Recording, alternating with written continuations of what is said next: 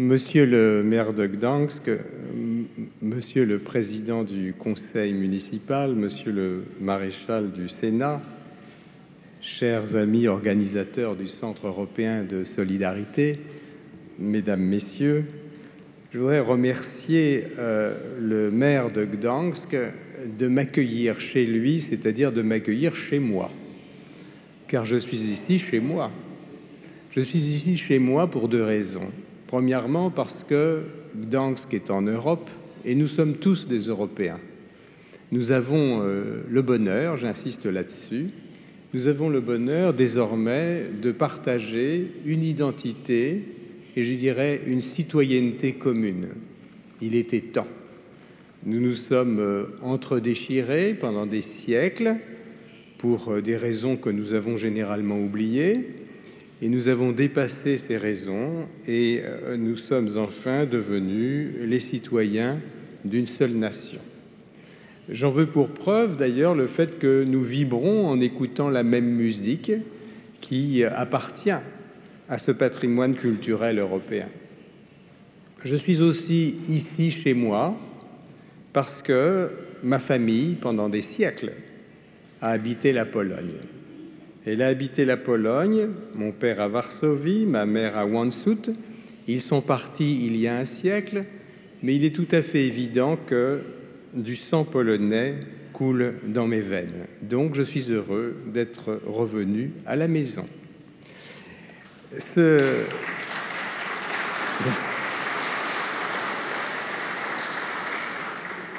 sentiment était d'autant plus fort. Et à chaque fois, c'est une expérience très émouvante et renouvelée de pouvoir arriver à Gdańsk, à l'aéroport, et de ne présenter ses papiers à personne.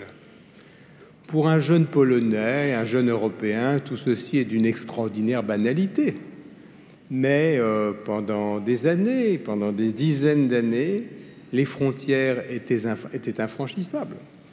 Et le simple fait de n'avoir à répondre devant aucun représentant de l'autorité à l'aéroport de Gdańsk, cela peut paraître insignifiant pour un homme de ma génération. C'est un bouleversement, c'est une émotion et c'est un renouvellement de ce que j'appelais tout à l'heure le bonheur européen. Malheureusement, il semble que ce bonheur européen ne soit pas partagé par tous les Européens avec la même jubilation.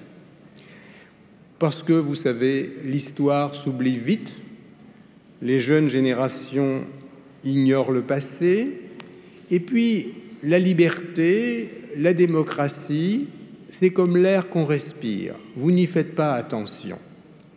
Vous en apercevez simplement quand vous en êtes privé. Quand vous êtes privé de liberté, vous aspirez à respirer librement. Quand vous êtes dedans, vous avez déjà oublié que hier, vous étiez asphyxié. Et ce qui me frappe aujourd'hui en Europe, c'est que le désir d'Europe est particulièrement vif chez les peuples qui n'en font pas partie.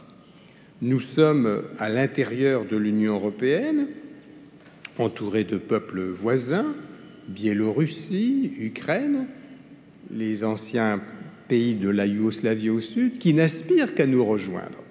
Et donc, eux ont cette aspiration et nous sommes déjà blasés. Et je crois qu'il appartient à la génération qui a connu l'Europe divisée, à la génération qui a combattu pour la réunification européenne, et je crois que ce sera un des objets du Centre européen Solidarité, de rappeler constamment cette histoire, ce que le maréchal du Sénat, entre autres, a fait, et de manière à ce que ce bonheur soit partagé et quotidien. Quand je disais que arriver à Gdańsk, c'est arriver chez soi, parce que nous sommes ici en Europe et que nous sommes tous des Européens, c'est un bonheur accru, parce que Gdańsk est un lieu tout à fait singulier, avec une identité tout à fait particulière. Je découvre cette salle. Et cette salle raconte non seulement l'histoire de Gdańsk, mais elle raconte l'histoire de la Pologne. La Pologne n'a jamais été une tribu que l'on pourrait définir par son patrimoine génétique. Ça n'a jamais été une tribu ethnique. Ça n'a jamais été une tribu que l'on puisse définir seulement non plus par sa religion.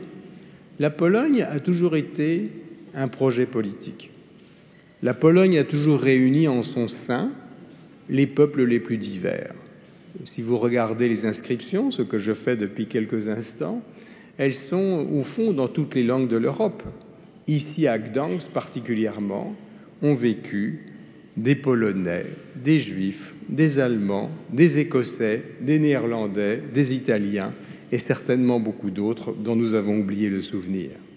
Donc certains en Pologne essayent de réduire l'histoire de cette nation à une sorte d'histoire tribale. Ce n'est pas une histoire tribale. Ce qui caractérise la Pologne, c'est ce projet politique, c'est cette aspiration à la liberté individuelle, qui, dès le XVIIIe siècle, était tellement intense qu'elle était non seulement en avance sur les mouvements démocratiques dans le reste de l'Europe, mais qu'elle faisait sourire le reste de l'Europe. On disait « ces Polonais sont insupportables, ils n'aspirent qu'à la liberté personnelle ».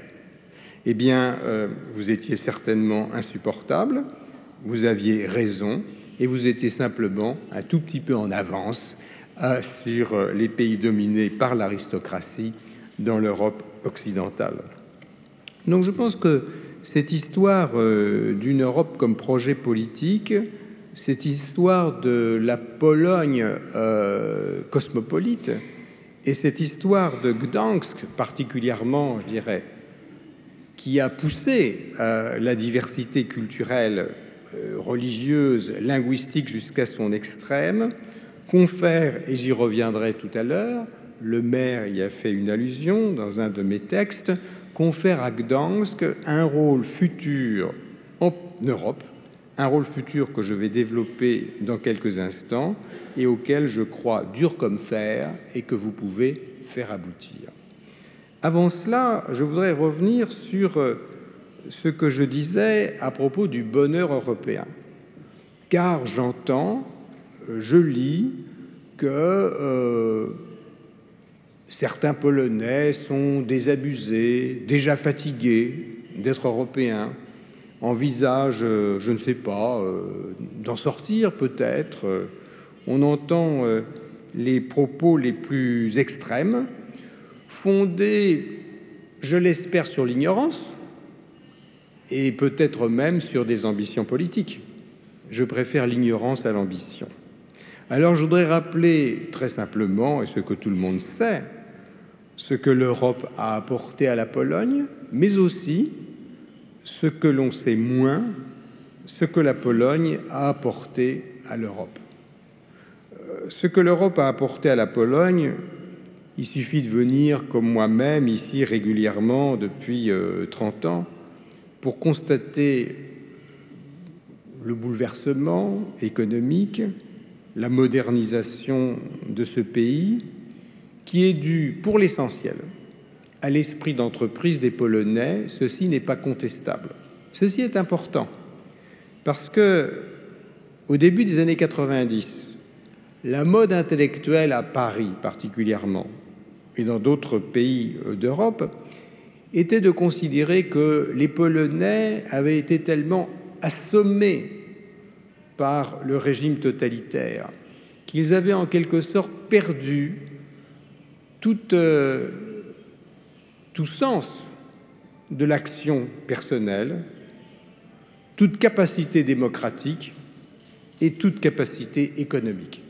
C'est une thèse qui était populaire, que l'on appelait la thèse de l'homo soviéticus. L'homme polonais aurait été comme remodelé par l'Union soviétique et ses alliés en Pologne, ce qui était de notre part à Paris d'une grande imbécilité, parce que nous surestimions l'influence de l'Union soviétique et du communisme.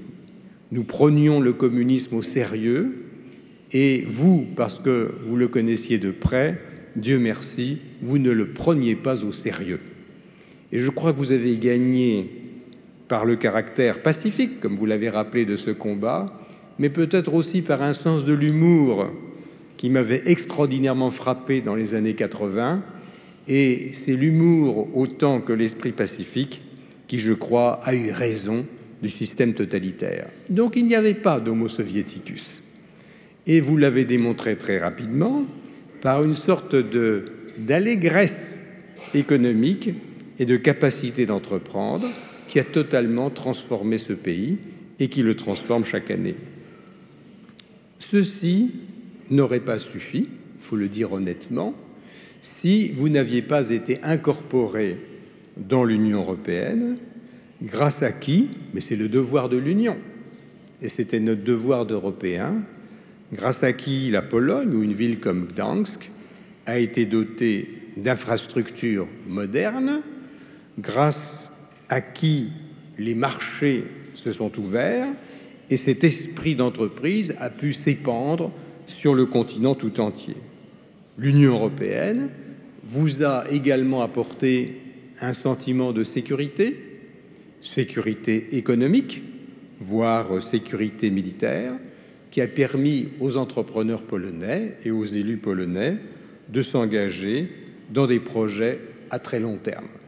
Donc c'est à la fois, si vous voulez, le fait de retrouver l'esprit polonais qui était asphyxié mais pas détruit par l'oppression communiste et cette alliance, cette nouvelle identité européenne qui a fait de la Pologne ce qu'elle est aujourd'hui, c'est-à-dire un succès unanimement reconnu dans l'ensemble de l'Europe. Unanimement reconnu, et un succès d'autant plus spectaculaire que, comme je le disais tout à l'heure, très franchement, on ne s'y attendait pas. Maintenant, il est plus rarement dit ce que la Pologne a apporté et apporte encore à l'Europe. Elle nous apporte beaucoup. Elle nous apporte une sorte de, comment dirais-je, d'élan spirituel, de foi dans l'avenir et de foi dans le progrès scientifique qui, curieusement, en Europe de l'Ouest, est en train de disparaître. J'en parlais hier soir avec le maire de Gdańsk et je lui disais, j'espère que les Polonais vont exploiter les gaz de schiste qui sont abondants en Pologne parce que c'est l'énergie de l'avenir, c'est une chance formidable pour l'Europe et vous allez nous donner à nous, Français, une leçon car nous avons peur de tout et au pays de Louis Pasteur et de Pierre et Marie Curie, nous avons peur de l'innovation scientifique. Donc nous comptons vraiment sur vous pour nous montrer le chemin et nous réconcilier avec l'innovation scientifique. Vous nous apportez également une connaissance de l'Est, une connaissance de l'Est, de la Russie et des pays qui restent sous domination russe, une connaissance de l'Est que nous n'avons pas. La Russie est lointaine, la Russie est théorique. Nous, quelquefois, nous plaquons sur la Russie quelques visions littéraires. Nous connaissons mieux Tchekhov, Tolstoï et Dostoïevski que Poutine. Et nous avons du mal à cerner la Russie. Vous la connaissez.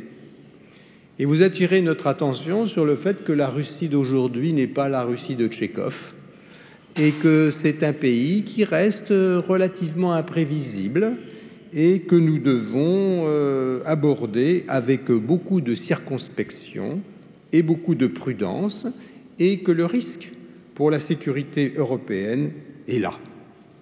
Vous nous abordez également, dans cette connaissance de l'Est, une relation privilégiée avec les pays limitrophes où la culture polonaise joue encore un grand rôle. Je pense évidemment à la Biélorussie et à l'Ukraine, où vous avez déjà joué un rôle important, en particulier pour contenir la guerre civile en Ukraine.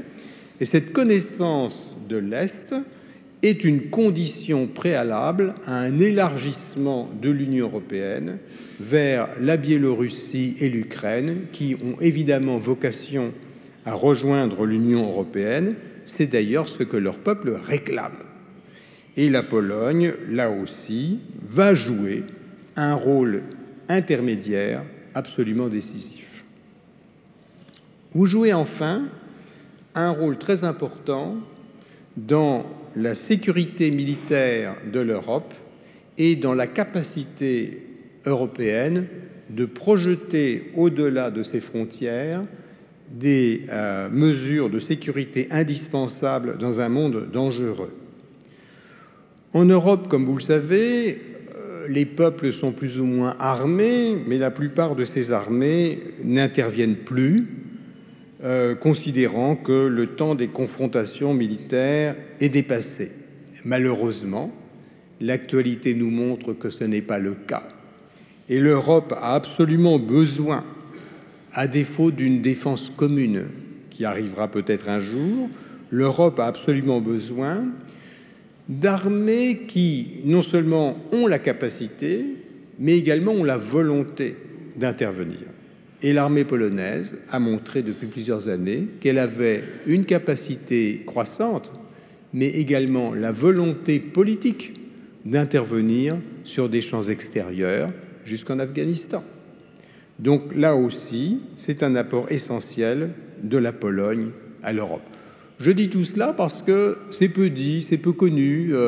On a l'impression, vu de Paris, que les Polonais sont des cousins qu'il faut aider parce qu'ils ont été dans la difficulté.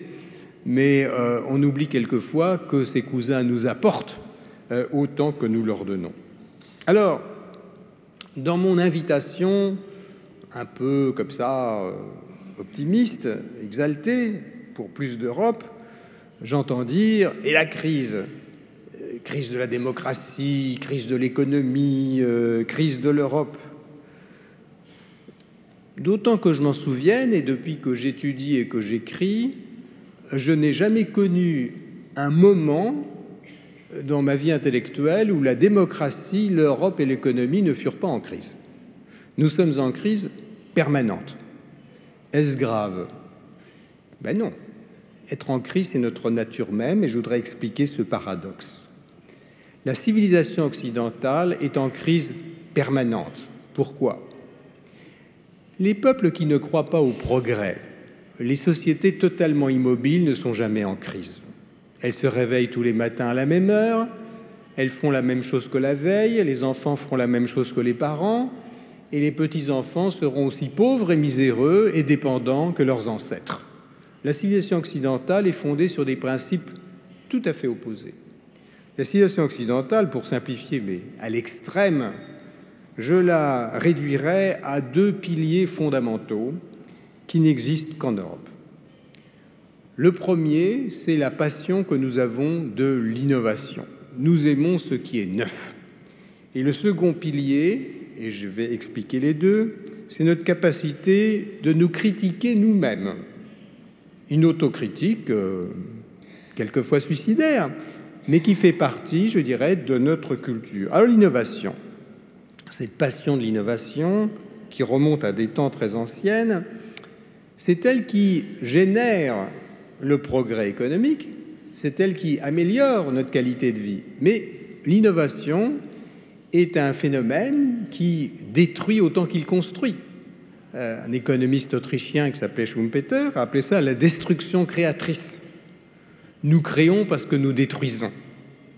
Et un des problèmes de l'Union soviétique, d'ailleurs, c'est que l'Union soviétique ne détruisait jamais ses anciennes usines.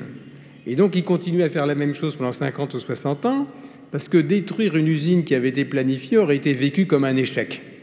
Nous, au contraire, nous avons le devoir, et c'est douloureux, et vous le savez à Gdansk et à Gdynia, nous avons le devoir de renoncer à des activités anciennes pour passer à des activités nouvelles.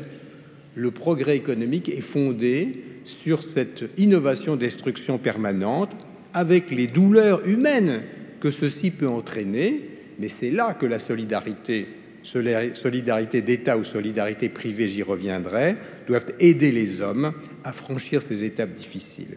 Donc nous sommes en crise parce que nous innovons, et au surplus, toute innovation ne réussit pas. Vous avez des innovations qui ratent. Eh bien, quand une innovation rate, on a vu ça en 2008, qui est un cas typique d'innovation financière qui a raté, nous sommes en crise. Mais nous ne savons pas être autrement qu'en crise. Il n'existe aucun modèle économique qui permette de garantir un progrès et une croissance constante sans passer par des étapes de crise. L'économie progresse si elle est cyclique, si elle détruit autant qu'elle construit. On ne va pas faire un cours d'économie, ce n'est pas l'objet. Je voudrais passer au second pilier qui est notre capacité d'autocritique. Nous sommes habitués à nous critiquer les uns les autres. C'est le fondement du débat intellectuel et celle de la démocratie. Et nous avons cette capacité d'autocritique qui n'existe que dans la civilisation occidentale. Dans la plupart des civilisations autres, en Asie en particulier, le fait de s'autocritiquer est à peu près inconnu. Alors cette autocritique est également très perturbante. Critiquer l'autre, critiquer soi-même, c'est très perturbant, c'est très déstabilisant. Mais c'est ce double héritage qui nous vient à la fois de la religion juive et chrétienne et de la philosophie grecque qui fait que nous sommes ce que nous sommes, c'est-à-dire différents. Et nous devons le rester. Alors les crises sont inévitables, les crises sont construites dans le système de civilisation occidentale. Est-ce que les crises sont utiles? La réponse est oui, et j'en veux pour preuve la crise économique de 2008. La crise économique de 2008, dont nous ne sommes pas encore tout à fait sortis, a entraîné un ralentissement de l'économie auquel la Pologne a bien résisté pendant plusieurs années, mais qui finit quand même par atteindre la Pologne. Mais alors cette crise a eu deux effets bénéfiques extraordinaires pour le bienfait et l'avenir de l'Europe. Premièrement, l'euro, qui était considéré comme une monnaie condamnée il y a un an, aujourd'hui est une monnaie stable, est une monnaie solide. La meilleure preuve en est que plusieurs pays européens qui ne sont pas encore dans la zone euro veulent rejoindre cette zone, et la Pologne, inéluctablement, rejoindra la zone euro. Et ça, c'est une garantie très importante pour les citoyens.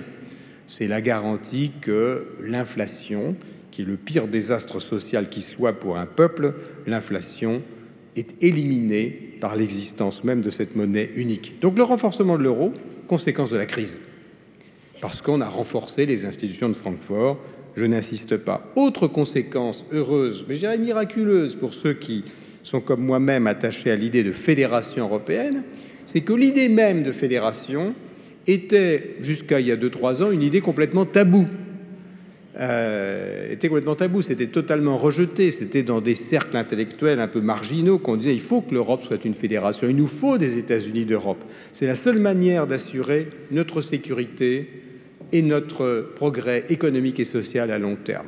Et on ne disait pas du tout, la parole est aux nations. Et dans un pays comme la Pologne, on a vu une relève, si vous voulez, d'un nationalisme anti-européen qui est fondé, à mon avis, sur une analyse tout à fait insuffisante des faits et des données. Eh bien, aujourd'hui, du fait de la crise, nous avons été condamnés à travailler ensemble de manière plus étroite. Et le débat sur la fédération n'est plus un débat tabou. Le seul débat aujourd'hui, c'est de se demander quand, comment et à quelle vitesse, qu'est-ce qui reviendra à la fédération européenne, comment seront désignés démocratiquement les leaders de la fédération, un parlement et un pouvoir exécutif. Donc de la crise, encore une fois, de cette capacité d'innovation et d'autocritique, nous progressons. Alors, une fois que j'en ai appelé et espéré en une fédération européenne renforcée, revenons à la Pologne, qui, comme je le disais, doit jouer un très grand rôle dans cette fédération future. Si vous regardez une carte de l'Europe aujourd'hui, une carte politique de l'Europe, vous constatez que toutes les institutions de décision sont à l'ouest. Elles reflètent les origines de l'Union européenne. Strasbourg pour le Parlement, Bruxelles pour le pouvoir exécutif, et puis Francfort pour le pouvoir financier. Ces trois capitales ont leur légitimité, et il n'est pas question de les détruire comme capitales. Strasbourg est le lieu de la réconciliation franco-allemande, il n'est pas anormal que le Parlement y siège. Bruxelles est une sorte de zone neutre en Europe qui appartient à personne et à tout le monde. Il n'est donc pas illégitime que dans cette zone neutre se situe le pouvoir exécutif. Nul ne conteste la capacité des Allemands à gérer une monnaie de manière saine. Il est donc légitime que Francfort soit en fait la capitale financière de l'Europe. Mais alors à l'Est, il n'y a rien. À l'Est, il n'y a aucun centre de décision. À l'Est, il n'y a aucune de ces capitales européennes. Alors, j'insiste sur la notion de capitale au pluriel. L'Europe est une construction tout à fait nouvelle, qui n'a pas de précédent. Il ne s'agit donc pas de recopier ce qui a été fait ailleurs, il s'agit d'innover. Nous sommes dans l'innovation perpétuelle. Et donc, la Fédération européenne a déjà, et elle aura, plusieurs capitales. Il est évident qu'il doit se créer une ou plusieurs capitales de l'Europe nouvelle à l'Est pour refléter le déplacement géopolitique, le déplacement du centre de gravité de l'Europe depuis quelques années. Et cette Europe, sans doute, se développera encore plus vers l'Est et plus vers le Sud, ce qui rendra, si vous voulez, la création de nouveaux centres de décision tout à fait indispensable. Donc, pas une nouvelle capitale, mais à la place de, mais une capitale supplémentaire. Alors, pourquoi est-ce que j'ai préconisé Gdansk? Parce que Gdansk a une double légitimité incontestable pour être l'une de ces capitales. La première, je l'ai déjà souligné, c'est que Gdansk, par son histoire, incarne ce que j'appellerais le métissage culturel de l'Europe. Gdansk est européenne par nature. Nous sommes ici dans un lieu européen. Donc l'histoire même désigne, parmi toutes les villes de Pologne, je ne veux pas faire injure aux autres villes de Pologne, mais Gdansk est distinct en Pologne comme lieu d'échange et lieu de rencontre entre les cultures et entre les religions. Donc une légitimité historique et culturelle. Et puis une autre légitimité, c'est celle que nous soulignons aujourd'hui. C'est que Solidarność, qui est né ici, a, vous l'avez dit, a appris aux Polonais quelle était la voie vers la liberté, mais pas seulement aux Polonais. Ce fut pour le monde un choc historique, inoubliable pour ceux qui l'ont vécu, inoubliable, qui a démontré que les citoyens organisés, les ouvriers, mais aussi les paysans, les intellectuels, un mouvement citoyen était capable de comprendre le phénomène totalitaire mieux que toutes les chancelleries, mieux que tous les analystes politiques, mieux que tous les ministres et présidents. Et que ce mouvement citoyen, non seulement avait la capacité de comprendre, mais qu'il avait également la capacité de créer des modes d'action, cela a été dit, pacifiques, sans violence, d'une efficacité absolument redoutable, privant les régimes, privant le totalitarisme de toute légitimité politique et intellectuelle. Donc Solidarność appartient pas seulement à l'histoire de Gdansk, Solidarność n'appartient pas seulement à l'histoire de la Pologne, Solidarność est un événement de caractère universel et une leçon universelle. Je fais souvent observer à mes amis polonais qu'en dehors de Pologne, on ne trouve pas beaucoup de gens qui parlent polonais, mais il y a un mot que la terre entière connaît, c'est Solidarność. Donc il y a un mot, au moins un mot polonais que vous avez légué au vocabulaire universel. Et ça, c'est la deuxième raison, deuxième légitimité historique qui fait que Gdansk a vocation à être l'une de ces capitales européennes. Pour faire quoi? Une fois qu'on a dit ça, pour y faire quoi? Eh bien, comme je l'annonçais, il ne s'agit pas de retirer aux autres, il s'agit de faire quelque chose de plus. Et en m'interrogeant, je constate que l'Europe telle qu'elle est organisée a une grande faiblesse. L'Europe repose sur un débat constant et deux piliers qui sont l'État et le marché. Alors on se dispute, vous avez les partisans de l'État, vous avez les partisans du marché, où fait-on passer la frontière entre l'État et le marché? Et on oublie complètement que le jeu politique et la société européenne ne reposent pas sur deux piliers, mais sur trois. Et le troisième pilier, c'est celui de la justice sociale, c'est celui de la solidarité. Qui doit organiser et qui doit gérer la solidarité sociale? Qui? Est-ce l'État? Est-ce le marché? Eh bien, je pense, en regardant beaucoup d'expériences autres, en particulier aux États-Unis, qu'il existe un troisième pilier. Ce troisième pilier, c'est le pilier de la solidarité privée, qui fut en Europe extraordinairement important à l'époque où les églises géraient la charité. Nous avons dépassé le stade de la charité. La charité consistait à aider les pauvres, mais ils restaient pauvres. Nous sommes entrés dans le temps de la philanthropie. La philanthropie, c'est aider les plus défavorisés pour qu'ils ne le soient plus jamais. Et aujourd'hui, l'action philanthropique, elle est relativement modeste en Europe, elle est très développée dans le monde anglo-saxon, elle est gérée par une foule d'organisations que sont les fondations, les organisations non gouvernementales, les associations, les syndicats, les mouvements de citoyens, et tous ces mouvements dont Solidarność fut une expression. Ces mouvements sont dispersés, n'ont pas de statut européen, n'ont pas de représentation, n'ont pas de pôle auquel ils puissent s'adresser pour demander des conseils, faire progresser leur cause, voire même trouver des financements. Et dans mon esprit, Gdansk devrait être la capitale européenne, non pas de solidarité comme syndicat, mais de la solidarité comme éthique et comme mode d'organisation. Ce n'est pas du tout une proposition théorique.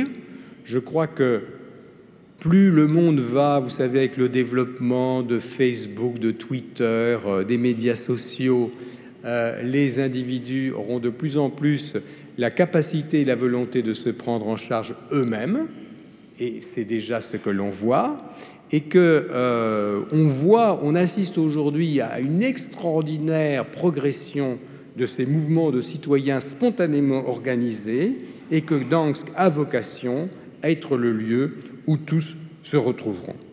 Ce projet, évidemment, est à écrire. Il vous appartient de le défendre, de montrer que Gdansk ne ferait d'ombre à personne, ne retire rien à personne, mais ajoute à l'identité européenne. Il vous appartient que Gdansk, berceau de solidarité, devienne la capitale de la solidarité. Je pense que vous êtes ici suffisamment capable de formuler ce projet, et si vous êtes assez aimable avec moi, je serai ravi de revenir de temps en temps et d'y contribuer. Merci de votre attention.